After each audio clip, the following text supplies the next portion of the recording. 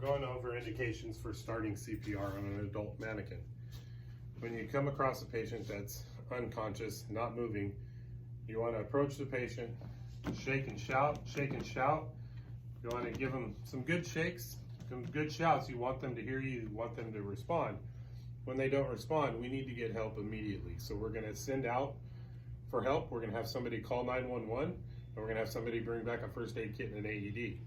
When you're specifying who's doing it, be specific on who you're requiring to call 911, or who's going to go get the AED and who's going to go get the first aid kit. If you're not specific, either nobody's going to do it or you're going to have a whole bunch of people doing it. So be very specific, point to somebody, ask them directly, I need you to call 911, I need you to get a first aid kit, and I need you to get an AED. That way they know who's responsible for doing that. Coming back, I want to assess my patient. I'm going to assess for breathing for anywhere between 5 and 10 seconds, not less than 5, not more than 10 seconds long. When the patient's not breathing or not adequately breathing, that's going to be our indicator to start CPR. Starting CPR, we're going to start with chest compressions. We want to be on the lower half of the breastbone, the heel over hand midline. Join our hands together and we're going to compress. When we're compressing, on the adult patient, we want to compress at least 2 inches deep, and we want to compress at a rate of 100 to 120 times a minute. When we're making our compressions, we also want to ensure that we're going deep enough, as well as we're coming all the way off the chest, or we're letting the chest recoil fully. You don't have to completely bring your hands off, but you need to allow the chest to recoil in order to get that heart to be pumping fully.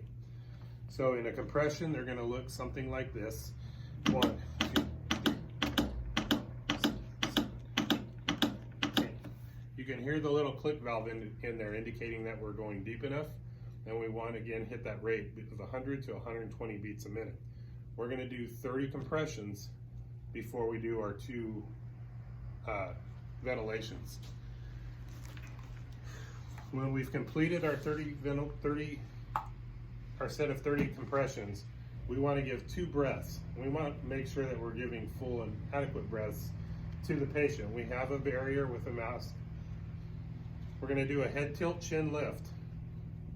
And in doing so, you want to make sure that you create a good seal with the mask around the patient's mouth and nose, pressing down firmly, and we're going to pinch using the jaw, our 2 fingers on the jawbone and a thumb on the mask, and just complete that seal.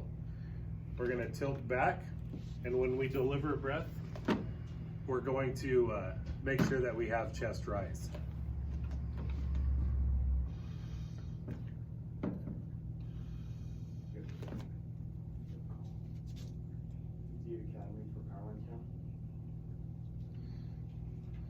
And that's how we're going to give ventilations. 30 and 2, 30 compressions, 2 ventilations, and we're going to continue to do CPR until our AED arrives, until help arrives, or until the patient wakes up.